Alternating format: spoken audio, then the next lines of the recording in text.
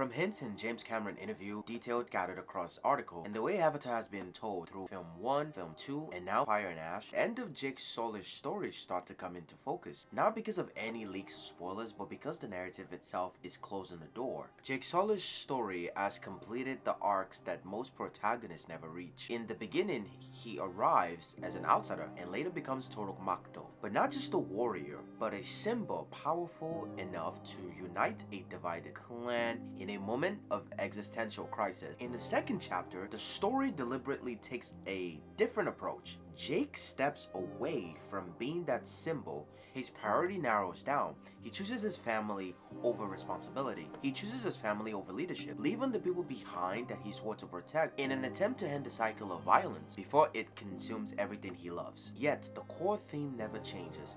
Jake is always protecting something, even when that protection comes at a cost. And by the time Fire and Ash approaches, the story begins to close the circle. Jake is forced to take up the mantle of Toruk Makto again, not because he wants to, but because his role is inevitable. The cycle of violence continues, and at its center is Jake's own internal conflict, summed up in the idea that when you ride the beast, you become the beast. What begins as a struggle to avoid that fate ultimately becomes an acceptance of it. Jake becomes the beast, but not just to protect his own family, but to protect all of Pandora. And when his story reaches a point where its hero no longer needs to grow, but only to fulfill what they've been resisting, the only remaining question is how the story chooses to let them go. And I believe Avatar 4 is positioned exactly that way. Before we go any further, welcome to Casual Watch. This channel is about deep narratives, story structures, and creator intent rather than random speculation. And before we get into this, I want to lock in on your prediction. If Jake Sully dies, how do you think that's gonna happen? Would it be sacrifice? Would it be inevitability? Would it be betrayal or something else entirely? Be specific in the comment section down below, and by the end of the video, you might want to double check to see if your answer is still gonna hold up. Now, to understand why Jake's death makes sense narratively, we have to start with James Cameron's intentions with the Avatar story and what he said on the record and how this saga is structured. So we have to step away from all the theories and establish his actual intent for the story, and this will be strictly based on what he said publicly and verified through reputable outlets. James Cameron has been unusually transparent by blockbuster standard about how Avatar is structured. Across multiple interviews with outlets like Entertainment Weekly, Empire, Variety, Games Radar Plus, he has repeatedly described Avatar not as a franchise built film by film, but as a single long-form saga planned in advance. He's also confirmed that the broad story beats for Avatar 4 and Avatar 5 is already in work, even if production depends on box office performance. In other words, the ending is not being improvised or being thought about, it is already in work, and it's probably most likely already written. Cameron's also compared the Avatar films as a series of novels where each installation functions like a chapter rather than a standalone adventure. This matters because it frames how we are supposed to read character arcs. Jake Sully is not designed to endlessly reset into a new version of himself every movie. He is designed to move the story forward and eventually give way to what comes next. One of the clearest signal is Cameron's repeated emphasis on shifting perspective. In interviews following Avatar: The Way of Water, he openly stated that the later films would increasingly focus on the younger generation, Loak, Kiri, Spider, rather than keeping Jake as the sole emotional and narrative center. That isn't speculation, it is a stated creative choice. When a creator tells you the story is moving away from its original protagonist, it is a way to slowly transition. Cameron has been very explicit about the themes of the middle and of the later part of the saga. For the most recent one, Fire and Ash, he's described the story as a continuation or breaking of the cycle of violence. These are not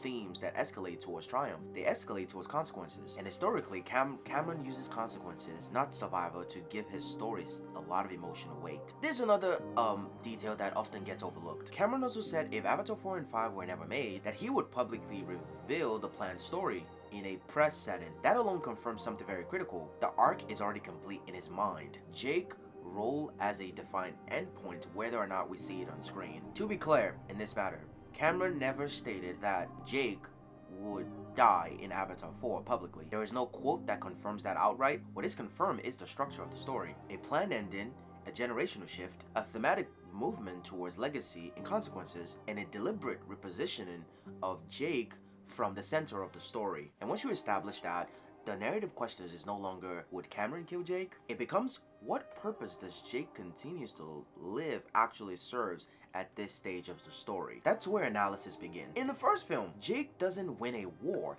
he becomes Toruk Makto. That moment is crucial because Toruk Makto isn't a power-up, it is a temporary symbol of unity meant for moments of existential crisis. Jake doesn't seize leadership through tradition or lineage, he earns it through necessity. The Navis don't follow him because he's perfect, they follow him because Pandora is about to fall. This matters because symbols like Toruk Maktos are not designed to last. They appear, they unify, and then they recede into legend. The first film completes Jake's ride, not his life, but his mythic function. And then when it comes to the second movie, it deliberately reverses Jake's role. Instead of leaning further into symbolism, Jake rejects it. He leaves the Forest clan, abandons the mantle of Toruk Makto, and prioritizes his family over the people he once unified.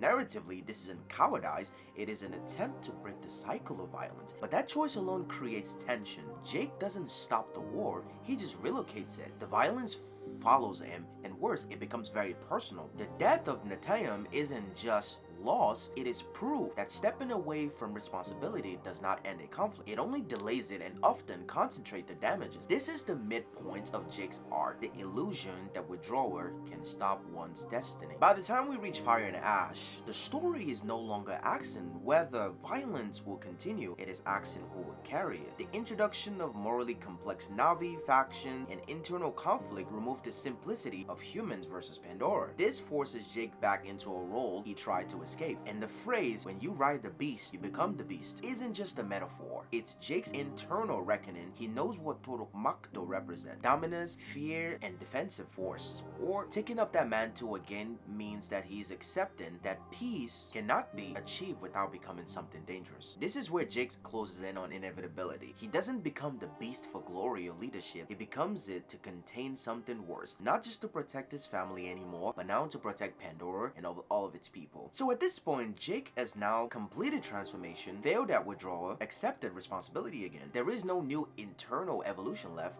What remains is consequences. If Jake survived beyond this point, the story stalls. His presence absorbs conflict that should belong to the next generation. His survive delays the transfer of agency to characters like Loak and Kiri, whose arcs are built around living with the world Jake leaves behind. Jake does not need another victory. He needs a final act that outlives him. So why is death the only clean resolution?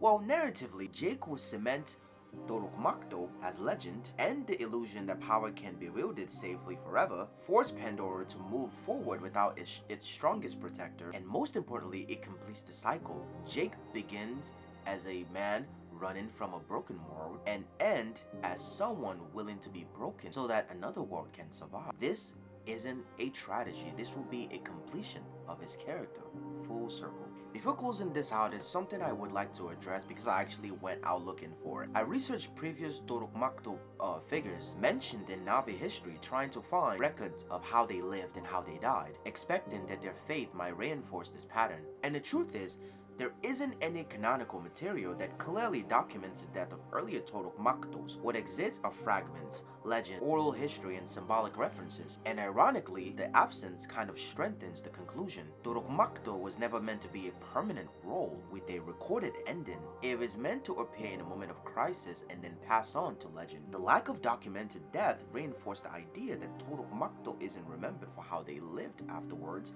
but for what they changed because they existed at all. Anyway, if you would like a video dedicated to breaking down the lives, the legends, the symbolic role of every Toruk Makto in the Avatar lore, both what's canon, what's implied, let me know in the comment section down below. If one of you are interested, I'm definitely gonna dive right into it in another video. Don't forget to leave a like, comment, please subscribe to the channel, it will be greatly appreciated. Now early in this video I asked you to comment down below how you think Jake is gonna die, and here's where I land after breaking everything down. I don't think Jake dies in a random battle, and I don't think he dies trying to save the war outright. I think Jake dies by choice, in a moment where survivor is still possible. His final act wouldn't be about defeating the humans or claiming victory as Toruk Makto, it's about containment. Jake takes on the mantle of Toruk Makto, deliberately placing himself at the center of escalation, not to dominate, but to absorb. He becomes the beast one more so that the violence doesn't spread outward to his children, to the clans, or to Pandora itself. This is the resolution of the idea: when you ride the beast, you become the beast. Jake doesn't escape this truth, he accepts it. And crucially, this would not not be a warrior sacrifice, this will be a father's. If we're being honest, Jake has never been a great dad.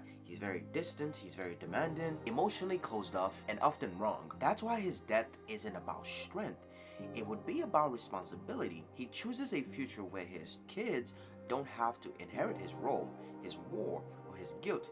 He becomes the final escalation so they don't have to become monsters to survive. Pandora will be the place where his death means balance. He will die protecting both his family and the world they belong to, fulfilling the promise he's been failing to reconcile since the beginning. And if you commented earlier, go back to your prediction and ask yourself this question. Did you imagine Jake dying as a soldier or as a father? Because the story has been steering him towards becoming both at once and then letting him go. And I believe for Loak, Jake's death becomes the first read for a real lesson that he never got while his father was alive. Leadership isn't about volume, strength, or fear.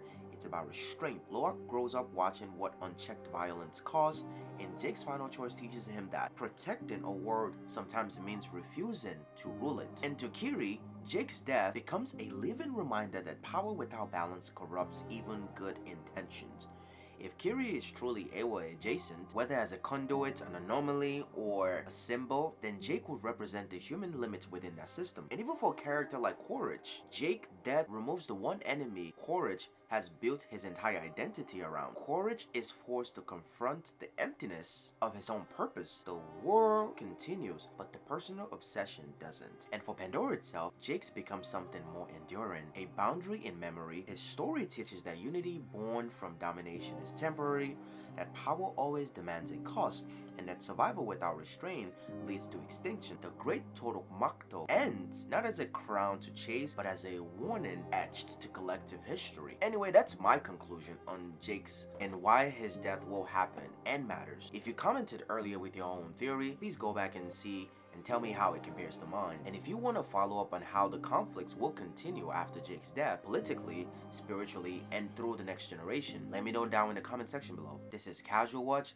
Thank you for watching, and I'm gonna see you in my next video. Peace.